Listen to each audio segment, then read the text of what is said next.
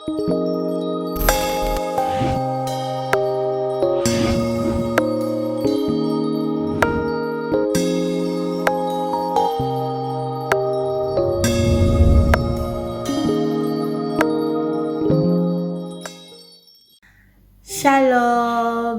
bonjour à tous les chrétiens, que Dieu vous bénisse.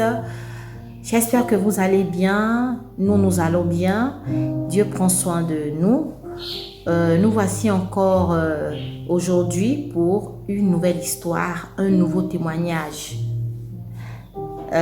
Pour ceux qui ne sont pas encore habitués ou bien qui viennent de tomber sur notre chaîne par hasard, ceux qui tombent sur notre chaîne des témoignages en Jésus-Christ par hasard, je réitère ce que nous faisons.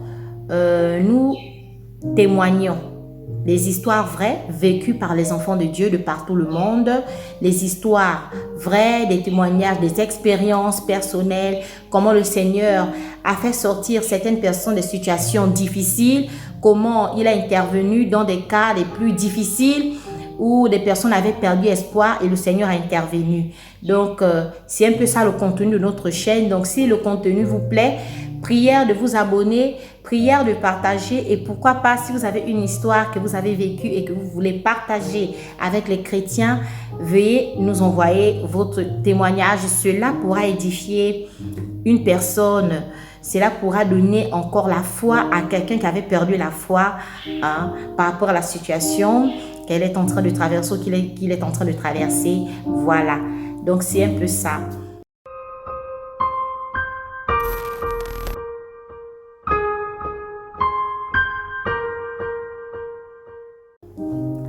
Aujourd'hui, notre histoire nous vient du Congo-Brazzaville, bien aimé.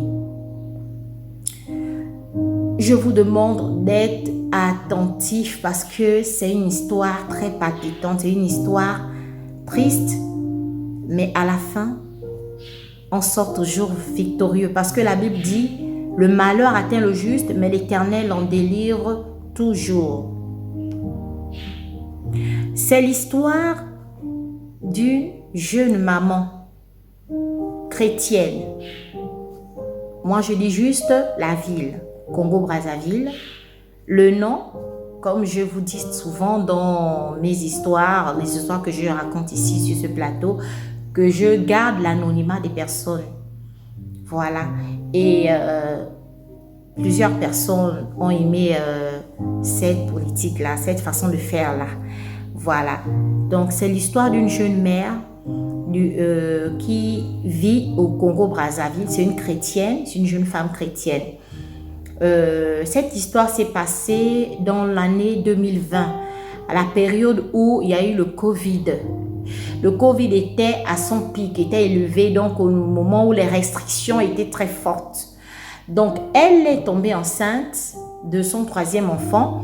Elle avait déjà eu 2 grossesses par le passé. Donc, elle est tombée enceinte de son 3e enfant.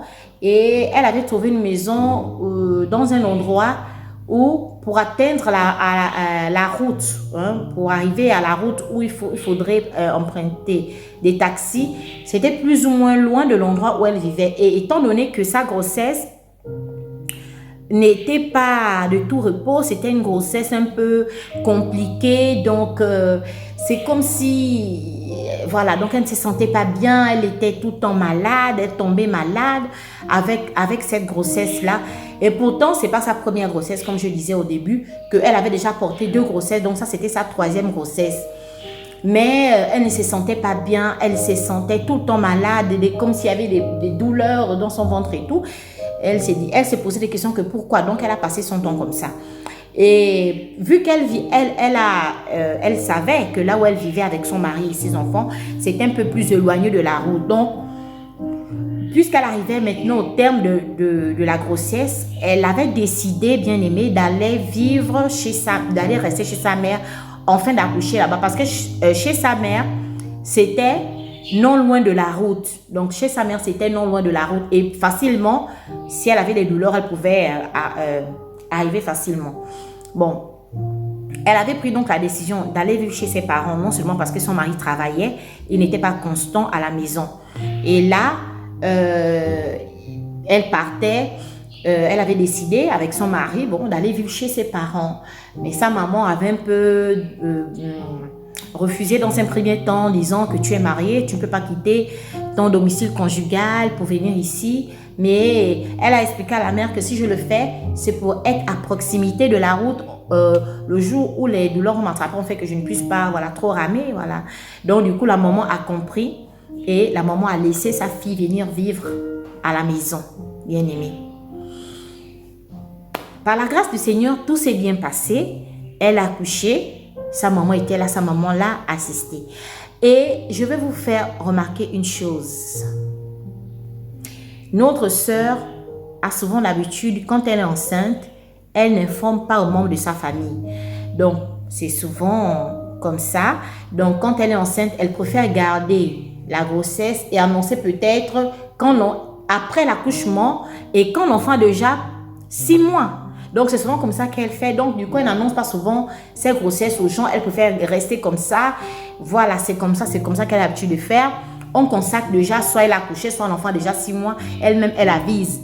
Donc, c'est comme ça qu'elle reçut souvent avec ses grossesses. Donc, pour sa 3e grossesse, elle n'a dit à personne. Elle n'a parlé de ça à personne. Donc, c'est resté entre sa maman, elle et son mari. C'est tout. Et de là, elle a accouché. Effectivement, elle a eu un petit garçon. Et c'est là où l'histoire commence, bien aimé.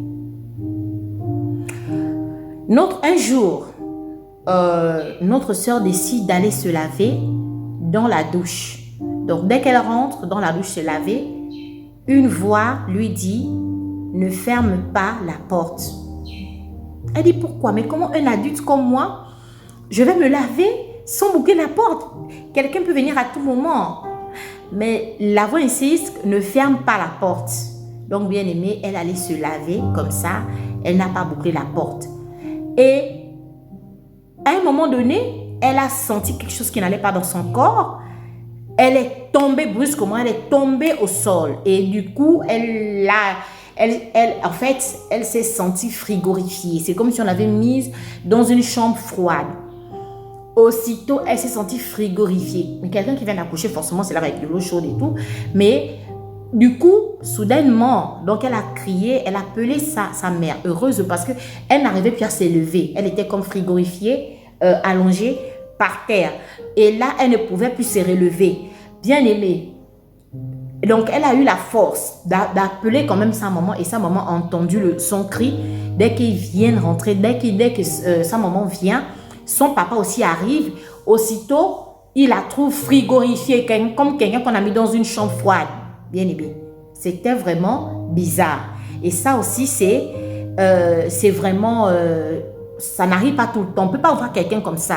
Déjà, ça ne peut pas arriver. Ça, c'est quelque chose qui ne peut pas arriver. Tout le monde va se laver. Vous savez ce que c'est, prendre un bain. Jamais quelqu'un n'est allé prendre son bain et a fini frigorifié en même le sol. Non. Donc ça, c'était quelque chose qui n'allait pas. C'était forcément une attaque de la part de l'ennemi. Donc, aussitôt, ils ont mis, bon, puisque la maman de la sœur, elle est catholique, elle a tout de suite pris de l'eau bénite, elle a fait boire ça à sa fille, son père est venu à prier sur elle, ils ont commencé à prier pour elle, malgré ça, ça n'allait pas. Donc, malgré ça, ça n'allait pas, malgré qu'ils ont fait tout, ça n'allait pas, bien aimé. Il y a quelque chose qui m'est venu à l'esprit que j'ai failli sauter. Avant qu'elle n'accouche, écoutez bien, c'est même là, avant qu'elle n'accouche, oui, avant qu'elle n'accouche, voilà, c'est la période où les mesures barrières étaient vraiment, les mesures restrictives étaient tellement fortes. Donc, du coup, les gens ne visitaient pas, ne rendaient pas visite aux gens, restez chez vous. C'était en cette période-là, ça c'était avant qu'elle accouche. Et quand elle a accouché, subitement, elle a reçu la visite de son cousin bien-aimé. Son cousin est venu la rendre visite à la maison. Ça, j'ai failli sauter cette partie, alors que la partie est très cruciale. Elle a reçu la visite de son cousin à la maison, dès qu'elle a accouché. Et, du coup, la mère a dit, oh, mais toi, tu viens nous rendre visite, alors que on demande aux gens de rester chez eux. Regarde, la Covid bat son plein et tout. il y a des mesures restrictives qu'on doit respecter. Mais comment se fait-il que tu viens nous voir comme ça? Oh non, Tantine, c'est maintenant le cousin qui répond. Tantine, j'étais juste chez un ami à côté, là, je suis juste venue vous saluer. Bien aimé. Et la sœur en question, qui avait déjà accouché, notre bien-aimée sœur, a servi de l'eau glacée à son cousin et lui a donné à manger. Et ensuite, il a mangé. Notons que son cousin avait un tatouage à la main droite, sur le bras droit. Son cousin avait un tatouage sur le bras droit. Son cousin a fini de manger. Et après, la maman a posé la question que, mais qui t'a dit qu'elle a accouché? Et il a dit non, les nouvelles vont vite, les nouvelles vont vite. Voilà, c'est comme ça qu'elle a répondu. Alors qu'elle n'avait informé à personne qu'elle a accouché. Comme je vous disais dès le début de la vidéo que souvent elle ne disait pas, elle n'informait pas. Bien aimé, cette histoire va prendre une tournure que vous n'imaginez pas. Vraiment, sans Dieu, on n'est rien. La sœur est tombée alors qu'elle se lavait dans la douche. Sa maman lui a fait boire de l'eau bénite parce qu'elle est catholique. Son papa priait pour elle et ils ont décidé de l'emmener d'abord dans une clinique qui était non loin de la maison. Ils l'ont doublé 3 pulls sur le corps. Malgré ça, elle grelottait. C'est comme si elle perdait même, elle voulait s'évanouir. C'était trop, le choc était trop fort. Et ensuite, ils l'ont transférée dans la clinique où elle avait accouché. Déjà, son accouchement, elle avait été maltraitée par les sages-femmes qui se trouvaient dans cet hôpital-là. Mais, curieusement, ce jour-là, quand elle est arrivée, c'est la même sage-femme qui l'avait fait accoucher, l'ont reçue, mais toute joyeuse, elles l'ont accouchée, plutôt elles l'ont accueillie normalement pour prendre soin d'elle et tout. Bien aimé, écoutez bien l'histoire, le tournant que va prendre cette histoire. Une jeune femme décide d'aller accoucher chez sa mère. Là, j'essaie de vous faire un petit récapitulatif. Elle décide d'aller accoucher chez sa mère parce que chez sa mère, c'est à proximité de la route. Elle va accoucher, elle se fait maltraiter par des sages-femmes qui vont la recevoir pour son accouchement. Et ensuite, elle revient à la maison, elle a accouché. Comme par hasard, elle reçoit la visite de son cousin qui vient lui rendre visite à la maison alors qu'elle n'a informé à aucun membre de sa famille qu'elle a accouché. Et de là, elle va prendre une douche après et soudainement, elle tombe à la douche. Elle est frigorifiée. Ses parents touchent son corps. C'est comme quelqu'un qu'on a mis dans une chambre froide. On décide de l'emmener à l'hôpital. Arrivé là-bas, les sages-femmes vont prendre une injection et ils vont injecter cette injection-là à notre sœur. Déjà, quand elle a eu le coup, quand elle allait se laver, elle a maigri de suite. Elle a maigri de suite. C'est vraiment du ressort du paranormal, bien aimé. Les esprits qui tourmentent les enfants de Dieu dans les lieux célestes, qu'on parle ce dont on parle dans Éphésiens 6, ça existe. Une sœur, du jour au lendemain, qui a mis au monde son enfant, va se retrouver frigorifiée alors qu'elle allait prendre son bain. Elle a reçu une visite inopinée de l'un de ses cousins qui avait un tatouage sur la main droite. Jusqu'à présent, vous pouvez trouver que c'est normal. Mais au fur et à mesure qu'on va évoluer dans cette histoire, parce que je vais scinder cette histoire en 2 parties, vous allez comprendre ce qui s'est réellement passé. Elle arrive à l'hôpital. Ses parents l'ont amenée où on l'a fait accoucher. Où elle avait accouché. On l'a injecté. Dès qu'on l'a injecté, elle a senti son cœur comme si son cœur voulait s'arrêter. Elle s'est sentie tout de suite comme quelqu'un qui mourait à cause de l'injection. Elle a demandé aux sages-femmes quelle est cette chose que vous m'avez injectée. C'est comme si ça passait par la perfusion. Et elle a demandé à ce qu'on la retire ça. Elle s'est sentie la colonne vertébrale tout le long de son dos. Comme si on était en train de la découper avec la machette. Comme ça. Et aussitôt, elle a eu l'envie d'aller au ciel, bien aimé. Mais, Les sages-femmes lui ont dit, lève-toi, va au sel. Comment c'est, va faire les selles. Pourquoi tu n'arrives pas à marcher? Elle a dit que je n'arrive pas à marcher. Elle était clouée sur le lit. Même parler, elle parlait à peine, bien aimée. Vous voyez la détresse dans laquelle notre sœur s'était retrouvée.